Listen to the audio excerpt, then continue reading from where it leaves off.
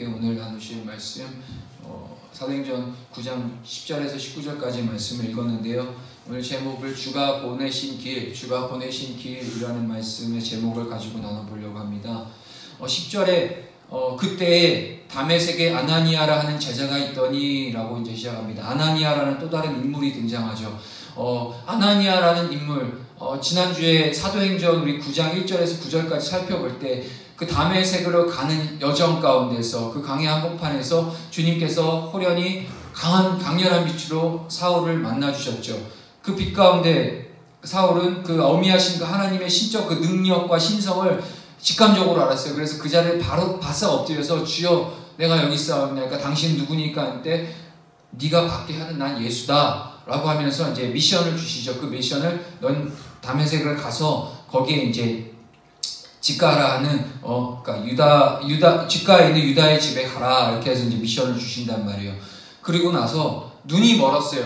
그 하나님의 그 영광의 빛 앞에 사울은 눈이 멀게 되죠. 사울이 예루살렘에서부터 다메섹까지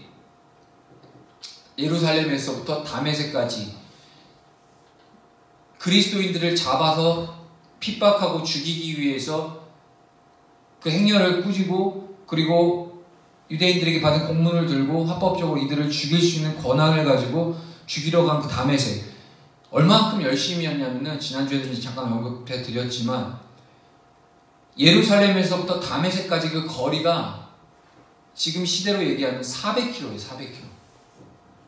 엄청난 거리죠. 뭐 지금 여기 서울에서 부산까지 거리인데 그 이상인 것 같아요. 그 길에 그 당시에는 이동 수단이 끼케봐야 뭐 낙타 하나 좀 있었겠고 거의 뭐 걸어서 도보로 움직였죠. 그만큼 그런 상황들 봐서라도 예수를 알기 전에 예수를 직면하기 전에 사울의 그 열심이 엄청난 열심이었다라는 걸 볼 수 있어요. 근데요, 그 열심은 하나님의 사람이 아니고 예수 그리스도를 믿는 사람이 아니고 세상에서도 그 열심을 낼 수 있어요. 우리가 선한 일을 하고 의롭다 생각하는 일, 그리고 이 사회의 구조 안에서 있는 보편적인 윤리 도덕적인 기준 안에서 선한 일들도 굳이 성령 받지 않고 굳이 교회 안 다니고 굳이 예수 안 믿어도 할 수 있다는 거예요. 열심히. 그러니까 이제 이 사회에 많은 이제 뭐 NGO가 생기고 이런 여러 가지 부분들이 있는데 여기서 나타나는 사울의 열심은 자신의 신념과 어떤 신앙, 하나님을 여호와 엘로힘, 여호와 하나님을 믿는 그 신앙이라는 그 그럴싸한 겉모습의 포장지에 쌓여진 채 결국에는 자기 열심으로 그 그리스도인들을 핍박하기 위해서 나아갔던 그 모습이 그 400km라는 기나긴 여정을 정말로 열심을 다해서 박해하기 위해서 그 쫓아갔었던 그 현장을 우리는 보고 있다는 거예요. 오늘날에 우리가 세상도 열심을 다해요. 세상도 자기 스펙 쌓기 위해서, 세상도 자기 자신의 어떤 권위와 위치를 지키기 위해서 남들 잘 때 자지 않고 남들이 뭐 어쩌됐든 간에 그렇게 열심을 다해서 요즘에는 청년들은요 야근 뭐 9시 10시 하는 건 그냥 보편적인 거예요. 회사 다니는 사람들은. 공무원을 그렇게 길을 쓰고 공무원 되려는 이유가 일단 야근 안 해도 되니까 그게 편한 거지. 사실 얼마나 뭐 공무원 되고 뭐 하는 게 너무 고되잖아요. 사실 공무원 된다고 해서 이렇게 편한 삶은 아닌 것 같아요. 어찌됐든 간에 이렇게 그 열심을 가지고 살아간단 말이에요. 성령이 아니고서든 인간적인 방법으로 언제 얼마든지 열심을 낼 수 있어요. 하지만 그리스도인들은 그들로부터 나오는 열심은 자기의 혈과 육의 열심이 아니죠. 바로 그리스도 안에서 성령께서 인도하심에 따라 우리는 그것을 따라가는 자의 삶을 사는 거죠. 사실상 우리의 열심이 없어요. 우리의 공로 일도 없어요. 무슨 공로가 있을까? 우리가 복음을 전하고 말씀 속에 진리를 지킨다 하면서 제가 말씀드리고 싶은 거는 주님께서 다 이뤄놓으셨어요. 그건 우리가 인정해야 돼. 이미 완전하게 이뤄놓으셨지만 그 이뤄놓으신 그 길을 우리는 이미 우리에게 계시를 통해서 거기 가는 길이죠. 완성을 이루고 또 이뤘다. 물론 목사님께서 이제 계시의 말씀을 전하시지만 결론은 총체적으로 하나님께서 완전히 하나님의 완전하실 때까지 이루어주셨지만 그것이 우리를 통해 그것을 실현시키시고 우리가 그 길을 쫓아가게끔 하나님께서 말씀을 주시고 이제 이대로 살아라. 그러면서 하나님께서 주신 계시를 너희들은 완성을 이뤄라. 하지만 그것이 완성되지 않고 아주 이렇게 막 부족한 게 아니라 하나님은 완전하세요. 완전히 다 이루셨지만 그 이루시는 쫓아 우리 순종하고 나아가는 거죠. 근데 이제 우리는 다 하나님께서 뭐 알아서 하실 거야 하고 두 손 두 발 다 놓고 그런 편안한 이제 삶을 사는 거, 그거 하나님 원치 않으시죠. 세상도 열심을 내요. 세상도 자기들의 이득과 어떤 자기의 나타냄을 위해서, 세상의 그런 위치를 위해서 자기의 열심을 얼마든지 내고 있단 말이에요. 근데 우리 그리스도인들은 정체에 있어요.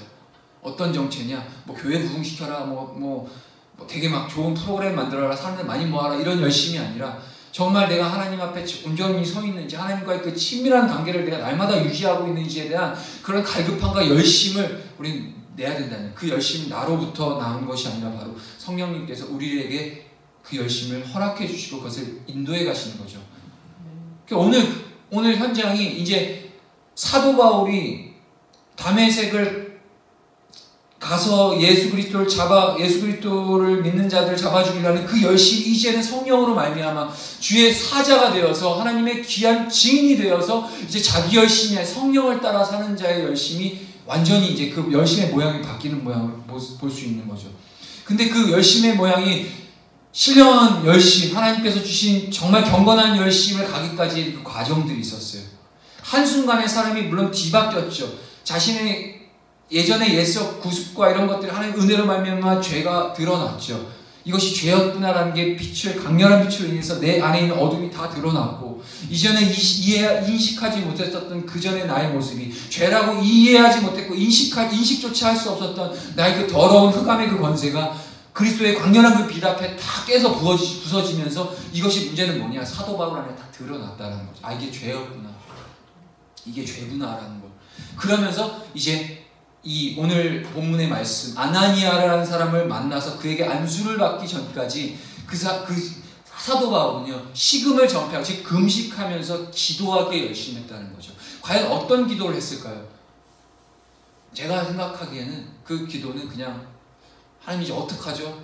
이제 제가 막 다 버려야 돼요. 이제 뭐 몰랐을 때는 어쩔 수 없지만 이제는 예수님의 그 존재를 이제 알았고 한순간 모른 척 할 수 없어요. 근데 어떡하죠? 그동안 내가 쌓아왔던 유대적 열심과 그런 기득권과 또 나의 그런 신분과 이런 것들 이제 다 버려야 될 게 이제 뻔히도 보이는데 못하겠어요 하면서 하나님과 씨름하는 그 기도였을까요?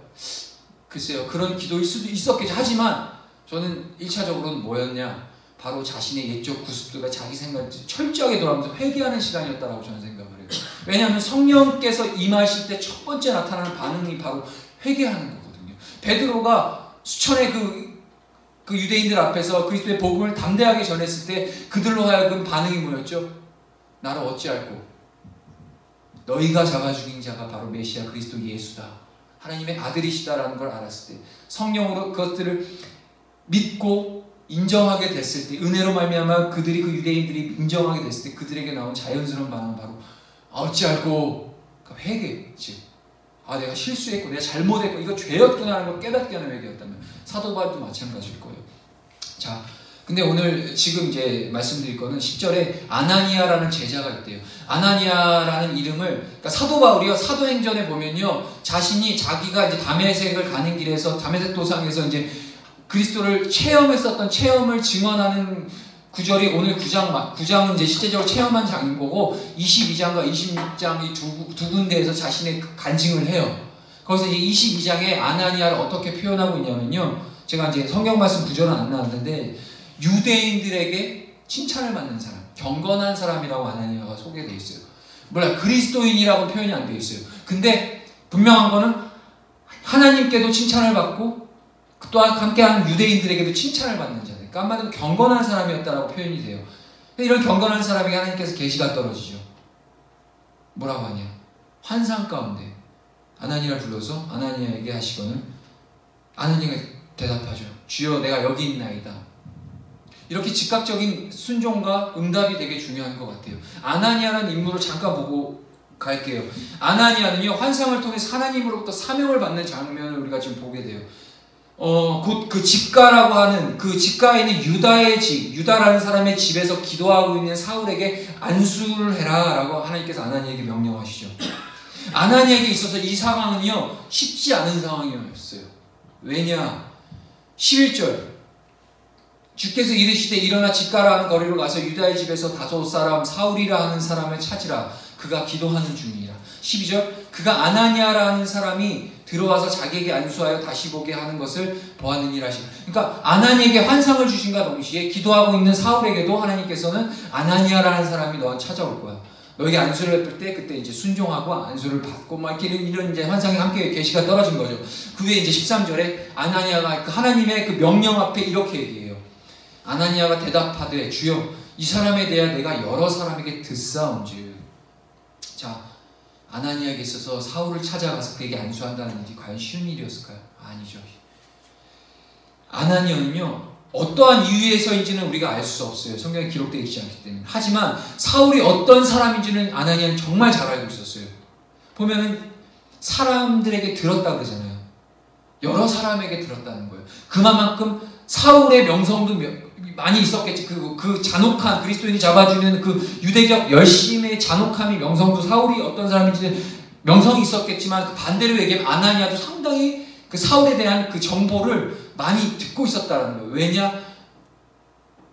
뭐 어떠한 이유에서인지 모르겠지만 사울이 어떤 사람인지 분명히 알고 있었다는 거예요. 그러니까 아나니아에게 있어서는 쉽지 않은 일이에요. 아나니아 어떠한 이유에서인지 사울이 어떠한 사람인지 분명히 알고 있었고, 하나님의 명령에 심지어는 그 명령 앞에 변론할 만큼 그에게 사울을 찾아가는 것은 결코 쉬운 일이 아니었다는 거예요.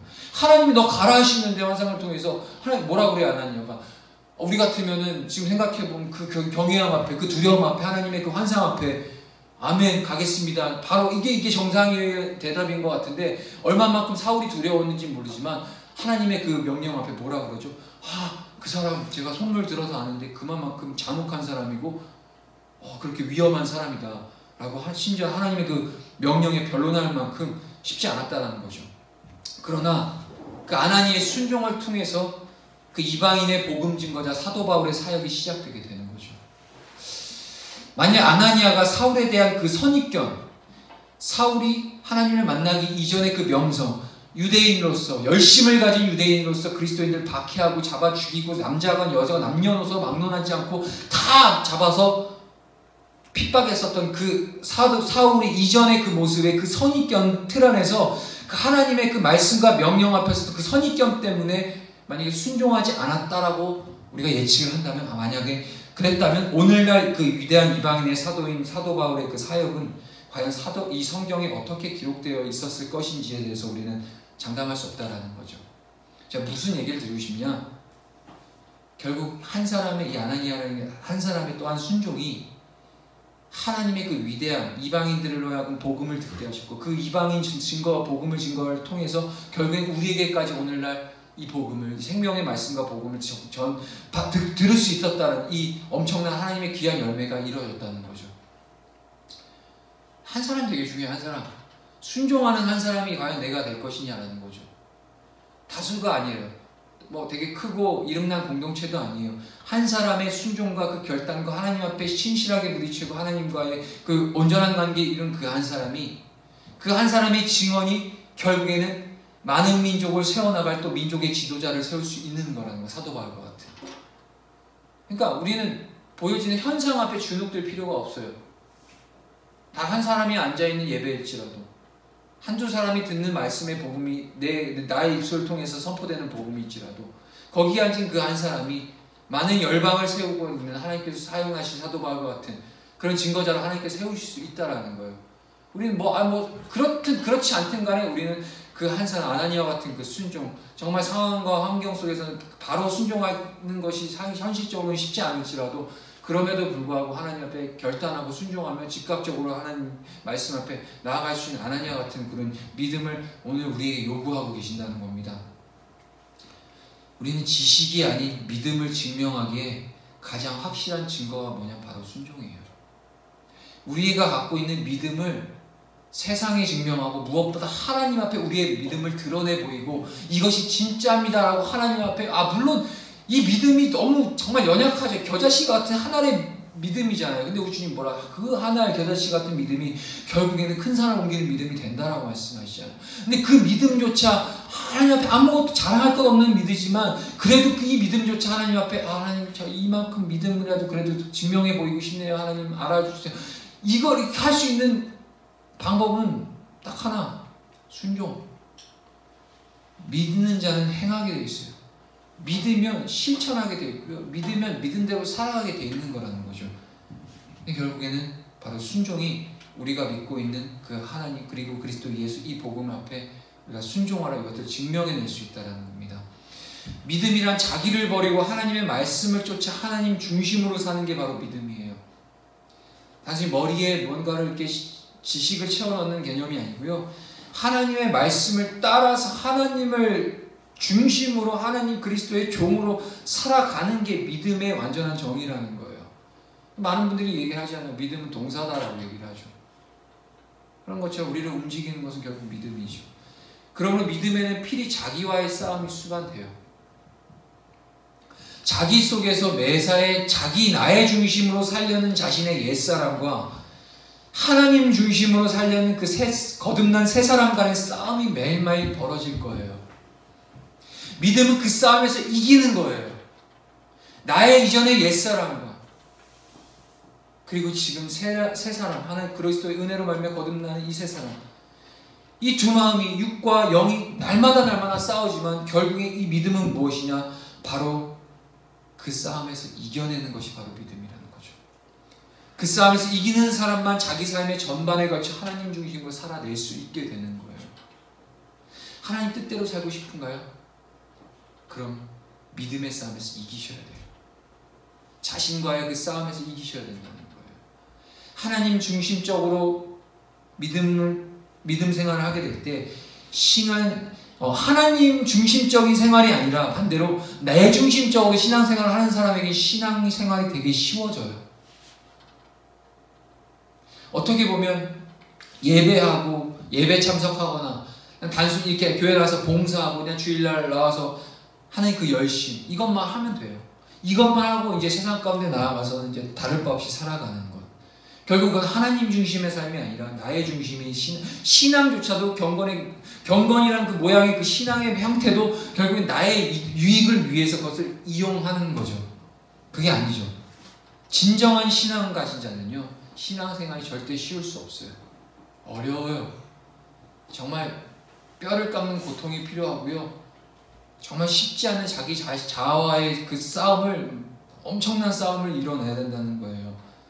옛삶과 현재의 삶이 구별되지 않은 채 예배하고 봉사만 하는 것은 하나님을 자기 중심적으로 믿고 있는 거라는 거예요. 하나님을 내 중심으로 맞춰놓은 거죠.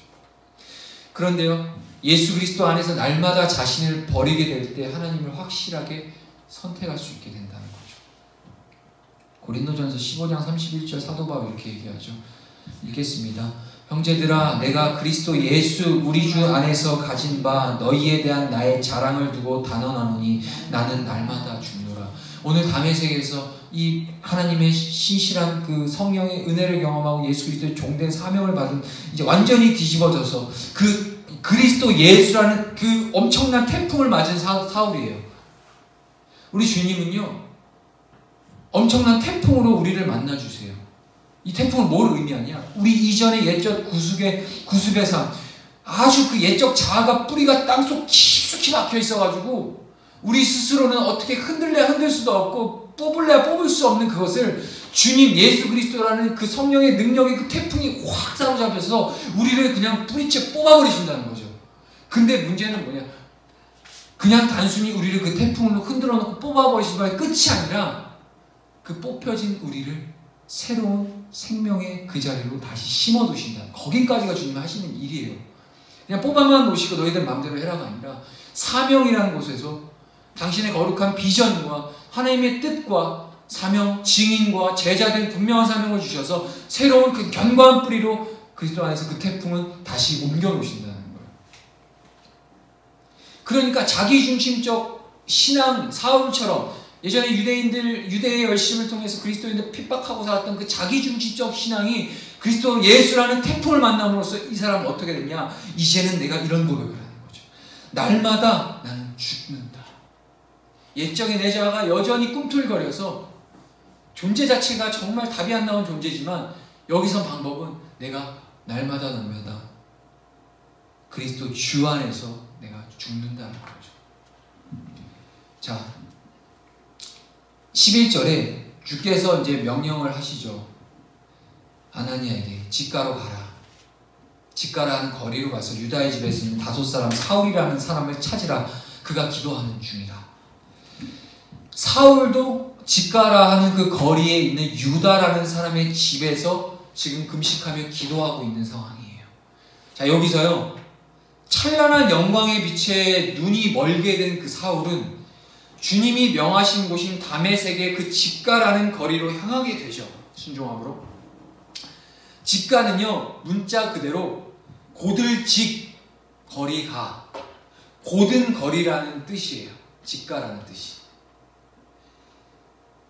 여전히 집가라는 이 도시가 팔레스타인 다마스쿠스, 이 다메섹이라는 지역이 여전히 있어요. 지금도.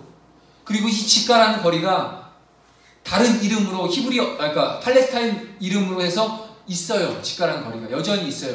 근데요, 그 도시가 어떤 도시냐? 이 집가라는 우리 한자어처럼 고다 있는 스트레이트, 그러니까 쭉 직선도로예요. 동에서부터 서로 쭉 직선에 있는 직선도로, 다메섹에 있는 직선도로, 되게 유명한 거리였다고 해요. 왜냐? 당시에 2000년 전에 그 당시 문화권 안에서는 직선도로가 없었어요. 많지 않았어요. 다 구분길 아니면 그 구분길과 고불고불한 길, 이런 길들이 되게 보편적인 길이었지 직선도로는요 되게 많지 않았어요. 그래서 여기서 우리는 뭘 알 수 있죠? 사도 바울이 지금 현재 어떤 상황인가요? 사울이 눈이 멀었죠. 전 여기서 하나님의 완전한 은혜를 경험해요. 장님이, 소경이 하나님의 사명을 받아 나아가는 그 다메섹의 그 길이, 당시에 보편적인 그 길인 구불구불하고 막 험난한 길, 구분길, 비탈진 길, 이런 길을 과연 가는 게 쉬웠을까요? 아니죠. 하지만 주님은 어디로 인도하시냐? 집가, 고든 길로 인도하시는 거죠. 우리는 또 뭘 볼 수 있죠? 집가라고 하는 예수 그리스도 완전하신, 주님께서 증인으로 불러주시고 사명을 주실 때 그냥 그대로 내버려 주시는 게 아니라 주님께서 가장 완전한 것들로 그에게 준비시켜 놓고 계신다는 거예요. 사도 바울이 어땠을까요? 사울이 어땠을까요?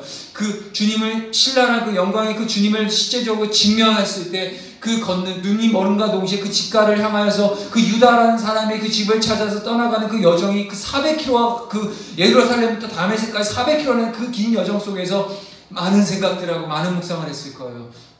근데 아니나 다를까 주님께서 명령하신 그 거리는 비록 내가 눈은 멀었지만 수월하게 걸어갈 수 있는 집가라는 곳을 인도했을 때 그 은혜가, 하나님의 그 완전하시고 그 애틋하고 그 디테일한 그 주님의 사랑이 사도 바울에게는 부어졌을 거라는 얘기예요.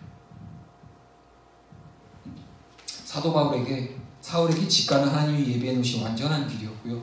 그 길 위에서 바로 임마누엘이라는 주님을 경험하게 된다는 거예요. 다양한 여러분들에게 적용을 드릴 수 있겠죠. 우리를 사명자로 부르셨고 우리에게 가라 하신 주님의 음성이 있고 예전에 예습적된 자아들을 다 그리스도의 은혜로 말미암아 우리를 새 옷을 입히시고 이제는 사명자로 걸어가는 길에 주님과 동행하는 그 길은 집가와 같은 길이에요. 그곳에 주님이 예비하심이 있고요. 임마누엘이 있는 길이라는 거예요. 11절에 하나님의 뜻에 합당, 그 11절의 하반절 보면은 이 사울이 뭘 하고 있죠? 바로 기도하는 중이라고 얘기가 되어 있어요. 여기에서 우리가 주목하고자 하는 게 뭐냐면 주님께서 이 아나니아에게 사울에 관해 언급하시면서 뭐라고 표현하냐? 바로 다섯 사람 사울이라 하는 사람을 찾으라. 그가 기도하는 중이니라고 아나니아에게 말씀하시죠. 즉 여기서 사울이 기도하고 있음을 주님께서 강조하고 계세요. 이 누가복음의 저자, 사도행전의 저자 이 누가를 통해서 사도 바울이 거기서 그냥 가만히 그냥 멍 때리고 그러고 있었던 게 아니라 나 눈이 안 보이네, 의원을 찾아다녀야지 막 하면서 이랬던 게 아니라 이 사울은요 그 유다 집가에 있는 그 거리에 있는 유다라는 사람의 집에서 잠잠히 식음을 전폐하고 기도 중, 금식 기도하고 있었다는 거예요. 이거를 주님께서는 다시 한번 강조하고 계신다는 걸 우리 봐야 된다는 거예요. 그가 기도하는 중이다. 이로써 사울이 사흘 동안 식음을 전폐한다는 것은 그가 금식 기도를 하고 있었다는 것을 우리가 알 수 있어요. 여기에서 기도하고 있는 중이니라 라고 표현된, 여기에 사용된 기도하다라는 동사는요, 보통 일반적으로 기도한다는 의미의 그 헬라어 프로시코마이라는 헬라어를 사용해요. 그런데 한글 성경, 우리가 오늘 보고 있는 개역개정이나 개역 한글을 보면요, 한글 성경에는 번역이 빠져 있는 부분이 있어요. 우리 원문, 헬라어 원문에는요, 이렇게 그 번역에 빠져 있는 부분에 헬라어 원문은 어떤 게 표현되어 있냐면은 이 11절에 헬라어 원문에 주님의 말씀에 두 단어가 더 들어가 있다는 거예요. 어떤 단어냐? 보라라는 의미의 감탄사 이두. 이 보라라는 단어를 예전에 한번 제가 말씀을 드렸어요. 언제냐? 바로 이디오피아 네시를 만난 빌립. 이디오피아 네시를 딱 보는 순간 감탄사가 나왔다고 제가 그랬잖아요. 헬라 원어를 보면은 이두라는 같이 동일한 거 감탄사예요. 이두라는 그 단어가 이 한글 번역본에는 이 뜻이 기록되어 있지 않지만 헬라 원어에 있어요. 그리고 이유를 나타내는 접속사 가르라는 헬라 원어가 있어요. 예, 지금 머리 아프게 얘기할 게 없고요. 즉 이것을 헬라 원문 그대로 직역을 하면 뭐라고 표현이 되어 있냐? 여기 있네요. 집가라 하는 거리로 가서 유다의 집에서 5사람 사울이라 하는 사람을 찾으라. 왜냐하면 보라, 그가 기도하기 때문이다. 사울의 기도가 얼마나 주님을 흡족하게 했을까요? 주님께서 이렇듯 감탄하시면서 자랑하듯이 사울이 기도하고 있음을 강조하시고 계신다는 거예요. 사울이 기도드리는 것이 이번이 처음 있었던 것은 아닐 거예요. 하나님 앞에 기도는 열심을 다해서 기도드렸던 사람이 어느 누구보다 열심히 갔던 사람이 사울이에요. 그는 본래 바리새인이었고요. 바리새인은요, 유대인의 모든 종교의식에 가장 철저한 사람이 바로 바리새인이었어요. 경건한 유대인은요, 하루에 3번씩 예루살렘 성전에 찾아가서 기도드리는 것을 주요 일가로 삼았다는 거. 이들의 존재 목적인 예루살렘 성전 가서 기도하는 게 목적이었을 만큼 기도에 열심히 했던 사람이 바로 사울이었어요. 바리새인 중에 바리새인. 그에게 기도는 일상이었고요. 그럼에도 그는 이 땅에 오신 성자 하나님을 부정하고 박해하는 어리석음을 범했죠. 그가 매일 기도드려도 그 기도는 자기중심적 기도에 불과했어요. 하나님을 수단으로 삼는 기도였다는 걸 우리가 볼 수 있어요. 그러나 바로 주님을 직면한 이후 다메섹의 집가에서 드린 아주 초라해져 버린, 사람의 눈으로 봤을 때 눈이 멀어버리고 혈기왕성하고 기세가 등등했던 사울이 아니라 그 그리스도의 은혜로 말미암아 이제 완전히 자기 자아가 바닥으로 팍 치면서 아예 이제 자아가 없어지고 이제 주님 앞에 종으로서 결단하고 심지어 눈까지 멀어버린 그 초라해 보이는 그 사울의 기도가 그 금식하면서 식음을 전폐하고 드렸던 그 기도 달랐다는 거예요. 이전에 그렇게 열심을 다해 바리새인 중에 바리새인으로서 하나님의 열심히 하는데 하루에 3번씩 성전에 올라가 기도했었던 그때의 모습과 주님을 직면한 사울의 모습의 기도는 완전히 달랐다는 것을 우리는 알 수 있어요. 그가 시력을 상실한 채 사흘 동안이나 금식 기도를 드렸다는 것 자체가 주님께 데오마이라는 표현도 지난번에 말씀드렸어. 묵다라는 뜻이라. 기도하다. 데오마이라는 표현을 쓰고 있는데, 즉 자신을 버리고 주님께 자신을 완전히 동여매어 기도하고 있는 사울의 모습을 오늘 이 구절을 통해서 볼 수 있다는 겁니다. 우리는 사울과 같은 기도를 해야 되겠죠. 주님이 기뻐하시는 기도. 그 기도는 하나님의 뜻대로 하는 기도. 말씀 한 구절 읽겠습니다. 또 기도할 때 이방인과 같이 중언부언하지 말라. 그들은 말을 많이 하여야 들으실 줄 생각하느니라. 아멘. 말 많이 하고 보여지는 외식적인 기도가 아니라 정말 내 마음의 중심을 그리스도 예수께 완전히 묶어서 견고하게 연합된 하나님의 뜻, 하늘의 뜻이 우리 가운데 이루어지고 하나님의 뜻이 나의 뜻이 되어져서 연합된 그 하나님의 마음과 합한 기도, 그것이 바로 주님이 기뻐하시는 기도라는 겁니다. 철저히 자신을 낮추고 겸손하게. 15절에 한번 볼게요. 15절을 가보면 주께서 이르시되 가라. 이 사람은 내 이름을 이방인과 임금들과 이스라엘 자손들에게 전하기 위하여 택한 나의 그릇이다 라는 표현을 하고 있습니다. 하나니아가 변론하죠. 사울이란 자가 어떤 자인데요? 그는 제가 알기로는 아주 완악하고 유대인들 중에서 열심 중에서 그리스도인들을 잡아 죽였던 그 사람인데 라고 아나니아 변론을 합니다. 근데 우리 주님 그 변론 앞에, 아나니아의 변론 앞에서 조금도 흔들림 없이 말씀하시죠. 사울을 어떻게 얘기하고 계시냐. 주님은 사울을 당신께서 직접 쓰실 그릇으로 부르셔요. 주께서 쓰실 그릇으로 성도들을 만들어 가신다는 거예요. 토기장이가 그릇을 빚어내는 것 같이 성도는 토기장이 되신 예수 그리스도의 진흙이 되는 거죠. 진흙으로 빚어진 그 그릇은 그에 합당한 용도로 쓰일 수 있어야 되죠. 이 사울, 사울에 대해서는 너무 지금 잘 알고 있고, 앞으로 이제 사도행전 전 후반 이제 끝날 때까지 어떻게 쓰임 받는지, 그 그릇으로 어떻게 합당하게 쓰임 받고 계신지에 대해서 너무 잘 알고 계시니까 지금 이 시간에 언급을 안 하고요. 일단 우리로 가볼게요. 우리 또한 하나님께서 부르실 때 그냥 부르신 게 아니죠. 우리를 하여금 당신께서 쓰시고자 하는 당신의 도구로서 우리를 부르셨죠.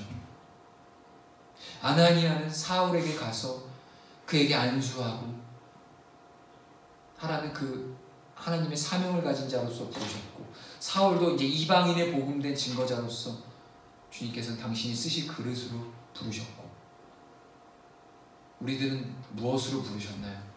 하나님의 사명을 감당할 수 있는 사명자로서 어떠한 그릇을 하나님께서 어떻게 쓰시기에 우리를 만들어 가시고 어떠한 그릇으로 우리를 부르셨나요?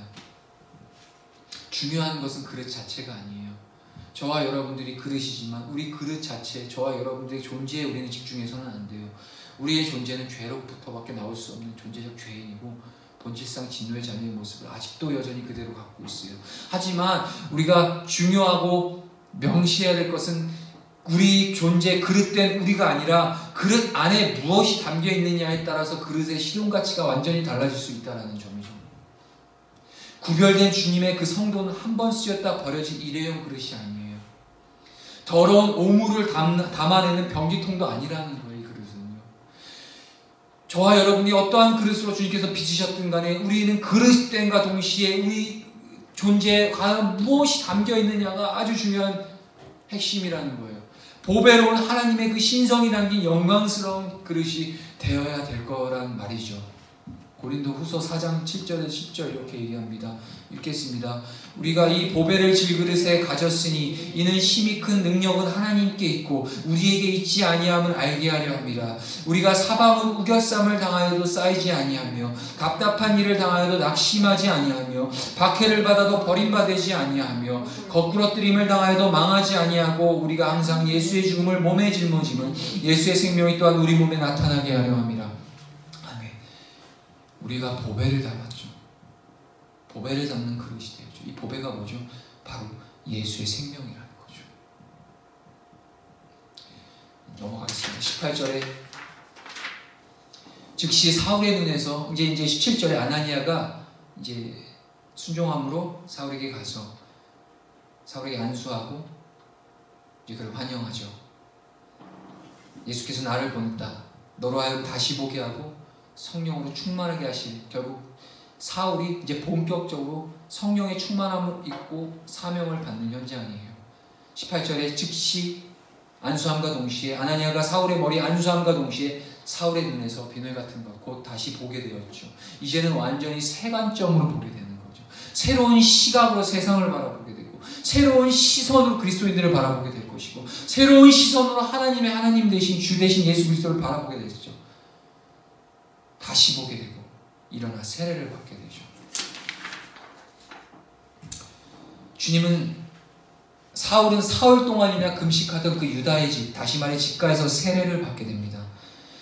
그는요, 사울은요, 로마서 6장을 통해서 자신이 받은 세례에 대해서 이렇게 얘기해요. 어떻게 표현해요? 바로 그리스도와의 연합이라고 표현을 하고 있어요. 여러분들 다 세례를 받으셨죠? 저도 받았고요. 이는 뭐 단순히 어떤 행위, 나타내는 형식이 아니라 바로 주님과의 그 연합됨을 나타내는 거라는 거예요. 거룩한 거예요, 세례는요. 교회의 기본적인 구성이 예배, 예전, 성례, 그리고 성도 간의 교제, 말씀, 다양한 부분도 있지만 이 세례라는 거는 단순히 의식과 형식을 떠나서 바로 우리가 이제 거듭난 자, 이 거듭난 뭐냐? 옛적의 나를 버리고 이제 주인된 그리스도와의 완전한 연합을 상징하는 거죠. 사울에게 세례는 자기를 버리고 예수 그리스도를 선택하는 것이었어요. 결국 선택의 문제로 이제 나아가게 되는 거예요. 결단한 거예요. 세례를 받은 것은 이제 내가 나의 중심이 아니라 바로 그리스도 중심으로 내게 살겠습니다는 믿음의 고백이 되는 거라는 거죠. 예수 그리스도의 은혜의 직가, 이 직가라는 곳이 어떤 거죠? 제가 좀 전에도 언급드렸지만 그 예수 그리스도의 은혜가 있는 곳이 바로 직가였고, 하나님의 그 기적이 나타나는 곳이 직가였고, 영원한 생명의 그 직가라는 거리 위에서 바로 우리가 그리스도와 동행하며 살기 위한 거리가 바로 거기였어요. 즉 이전의 나의 삶을 버리고 예수 그리스도를 순종하며 살겠다는 그런 믿음의 고백이라는 거죠. 이 직가라는 거리 위에서만 하나님의 은혜를 누리게 되고요, 버림과 선택을 통하여 하나님과의 그 개인적인 관계를 유지하고 또 심화시킬 수 있었기 때문이에요. 주님의 은혜가 있는 곳, 주님의 인도하심이 있고 주님의 임마누엘의 주님이 함께 하시는 그곳이 바로 직가라는 게 상징적인 제 거리를 나타내지만 우리에게 있어서 그 주님, 직가라는 건 어떤 상징을 나타내냐, 바로 주님의 완전한 예비하심과 주님의 그 임마누엘의 그 주님을 상징하고 있다는 거죠. 그 안에서 우리는 이전의 모든 주님들, 나의 나된 것 다 버리고 이제 주님을 따르며 나아갈 수 있는 온전한 그리스도와의 연합의 그 세례를 받는 현장이 바로 이곳이라는 거예요. 결국 주님의 은혜와 주님의 인도하심과 주님의 임마누엘의 그 주님을 경험하기 위해서는 완전히 이제 성령으로 우리가 세례를 받는 그런 은혜가 있어야 된다는 겁니다. 이것이 바로 그가 고린도전서 9장 27절을 통하여서 다음과 같이 고백한 이유가 되겠죠. 함께 읽어볼게요. 시작. 내가 내 몸을 쳐 복종하게 함은 내가 남에게 전파함에 자신이 도리어 버림을 당할까 두려워함이로다. 고린도전서 9장 27절에 자신이 두려워하고 있어요. 왠지 이제 어미하신 그 주님의 그 경외함을 이제 아는 거예요. 자기 중심적 신앙이 아니라 하나님 중심적으로, 그리스도 예수의 중심적으로 살아갈 때 내가 내 몸을 쳐서 복종시켜야 하는 이유는 다른 것이 없다. 바로 하나, 내가 나중에라도 버림당할까 두렵다는 거예요. 이전에 그 종교적 열심히 자신을 견인해가고 끌고 갈 줄 알았는데, 그 예루살렘 그 어마무궁하고 찬란한 그 예루살렘 그 성전이 그 구원을 상징하는 그런 건 줄 알았는데 그게 아니라는 거예요. 복음을 직면하고 그리스도 예수를 체험하고 직면하게 된 순간 사도 바울에게 제일 먼저 찾아온 것은 바로 두려움이었다는 거예요. 내가 열심히 그리스도의 복음을 전하는데 결국엔 내가 타락하고, 결국엔 내가 이 믿음을 끝까지 지켜내지 못하는, 그 이전에 그 직가라는 그곳에서 인도함을 받았고 다메섹 그 도상에서 만나주셨던 그 주님을 잃어버린 채 복음은 열심을 가지고 복음을 전했지만 결국엔 내가 주님으로부터 버림을 당할까 두려워하는 그 경외함이 이 세례를 받은 그 예전의 구습과 아니라 새 사람을 됐을 때 나타나는 자연스러운 현상의 고백이 오늘 이 고린도전서 9장 27절의 고백을 볼 수 있어요. 자, 제가 마지막으로 좀 정리를 해볼게요. 예수님께서 공생의 기간에 주님을 따랐던 그 12제자들과는 다르게 사울을 사도로 부르세요. 사울이요, 사울이라는 이름은 아람어로 사울이에요. 변화돼서 사울이 바울에 따른 개념 아니에요. 그거는 잘못된 거예요. 그거는 그건 상징적으로 이전에는 이제 아람어 사울을 썼지만 변함과 동시에 바울, 헬라어는 바울입니다. 이름 같은 이름이자 아람어로 사울인 거고 헬라어는 바울인 거예요. 자, 이런 개념인데 어쨌든 간에 사울을 예수 그리스도의 사도로 부르셨죠. 사도의 조건이 있다고 했죠. 바로 그리스도와 함께 12제자처럼 봉생애를 같이 했었던 것이 사울의 기본적인 조건인데요. 이는 이방인들을 향한 복음 증거자로 보내시기 위함이었어요. 사울을 사도로 분명히 부르셨어요. 주님은요. 왜냐하면 주님께서 실제로 만나주셨기 때문에. 사도라는 뜻이요, 헬라어 아포스텔로스라는 뜻인데요. 이것을 직역을 하면 뭐라고 표현하냐? 보내심을 받은 자라는 뜻이에요. 결국 사울이 보내심을 받게 되죠. 어디로? 바로 이방인의 복음 증거자로 보내심을. 분명히 하나님은 사울을 그리스도의 사도로서 세워주셨죠. 근데 왜 굳이 12사도가 여전히 있음에도 불구하고, 사도행전에 이제 마띠아까지 뽑아놓고 사도가 있음에도 불구하고 왜 다시 사울을 만나셔서 사도로 부르셨을까요? 왜일까요? 왜냐, 우리가 확인해 볼 건 바로 여전히 베드로와 더불어 그 남아있는 사도들이 예루살렘에 집착했어요.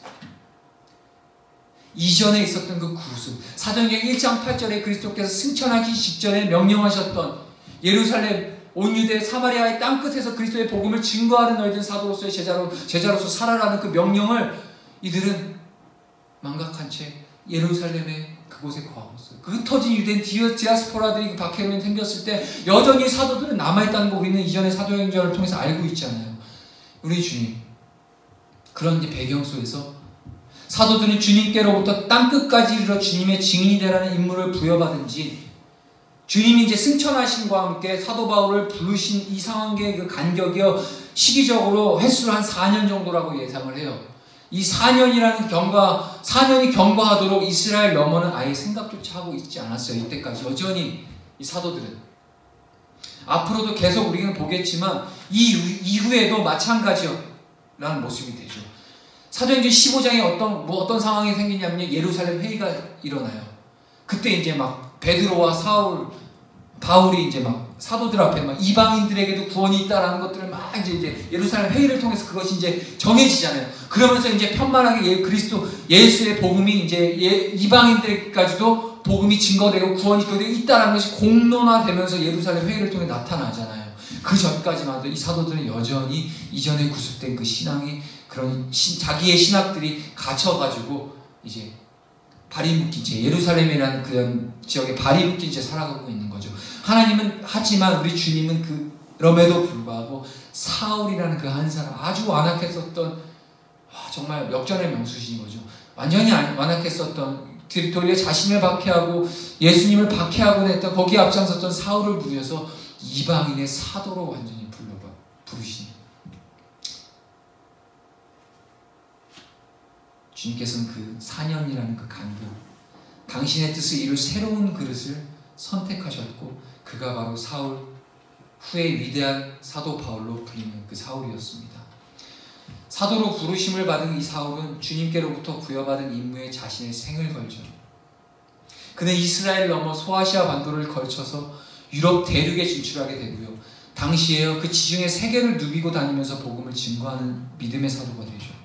세 차례의 세계 선교를 통해서 그가 거쳐간 도시의 수는 한 57개국에 이르렀고요. 그 거리를 모두 합치면 무려 1만 3천여 킬로미터에 달한다고 해요. 그리고 종국에는 당시 로마 제국의 심장이었던 로마에까지 가게 되죠. 그에게 이방과 땅끝은 당연히 가야 할 곳이었을 뿐이고 결코 갈 수 없는 먼 곳이 아니었다는 거예요. 결국 뭐를 볼 수 있어요? 사울을 사도로 부르시고 그에게 사명을 주신 것은 세계 만방에서 하나님을 찬송케 하실 그 목적이시며, 이를 위해 제자들에게 명령하셨던 사도행전 1장 8절의 말씀을 성취를 이루고 계신 놀라운 복음의 현장을, 그 복음의 역사의 현장을 2000년 지난 저와 여러분들이 우리를 통해서 계속해서 이루고 계신다는 사실을 잃어버리면 안 돼요. 주님이 땅에 재림하실 그날만을 소망하고 거룩한 삶을 살아내기 위해서 힘쓰고 복음에 충성된 증인으로 살고자 하는 성도들의 인내를 지금도 여전히 우리를 보고 계신다는 겁니다. 사울의 부르심과 그가 로마에서 이제 결국에는 순교하기까지 그 기나긴 여정의 그 길에 사도행전이 끝나는 것이 아니라 이제는 2000년이 시간적 간격으로 2000년이 훌쩍 지나만 오늘날 저와 여러분들 교회로 부르시고 성도로 부르신 우리들의 증인으로 부르시고 제자로 부르신 저와 여러분들의 삶을 통해서 이제는 하나님께서 이루신 온 열방에 그 여호와의 영광과 그 권능과 그 찬송이 드러나고 모든 열방이 다 주를 바라보는 그날의 하나님의 거룩한 비전을 이루시기 위해서 오늘도 여전히 힘써 하나님의 성실하심으로 일을 하고 계신다는 거예요. 여전히 힘들고 어려워요. 다양한 모습의 박해가 있었고요. 다양한 모습으로 그리스도 예수를 믿는 믿음을 흔들어 놓고 견고한 그 심지를 계속 흔들어 버리려고 하는 사단의 압제가 있고요. 하지만 주님은 끝까지 이것을 믿음으로 버티고 견고히 이것들 승리함으로 취해 나가고자 열심을 다하고 있는 당신의 거룩한 백성들을 향해서, 그 인내하고 있는 당신의 성도들을 향해서 우리 주님도 인내하심으로 바라보고 계시다는 거죠. 신실하신 그 주님, 우리 그를 기억해야 돼요. 그리고요, 장차 우리로 하여금 인내케 하시고 고난 가운데 내버려 두신 분이 아니시라 그에 합당한 보응을 반드시 갚아 주실 것이라는 믿음 또한 우리는 고백해낼 수 있어야 될 것입니다. 야고보서 5장 7절에서 8절 읽고 마치도록 하겠습니다. 그러므로 형제들아 주께서 강림하시기까지 길이 참으라. 보라 농부가 땅에서 나는 귀한 열매를 바라고 길이 참아 이른 비와 늦은 비를 기다리나니 너희도 길이 참고 마음을 굳건하게 하라. 주의 강림이 가까우니라. 우리 믿음의 신앙의 고백, 사울을 넘어서 바울을 넘어서 바로 오늘날 저와 여러분들의 고백이 되어지는 이 고백이 될 수 있기를 간절히 소망합니다.